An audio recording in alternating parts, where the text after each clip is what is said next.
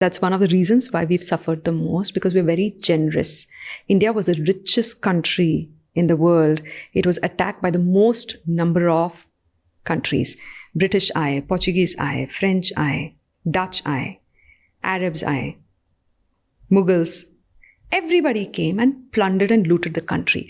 How to break the backbone of this country that has been so independent, rich and diverse?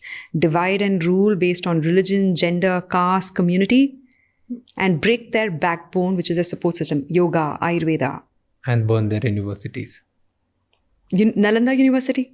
That's what Ayurveda की कितनी scriptures burn हुए आपको पता है? There was a deliberate act to destroy Ayurveda. 18th century में the colonial rule, the East India Company established English Education Act. इसके बारे में मैं बहुत ज़्यादा आजकल बात करने लगी हूँ. It's part of my thesis in my PhD. English Education Act was passed जहाँ पे सिर्फ the sciences taught in English were given funding for research and development.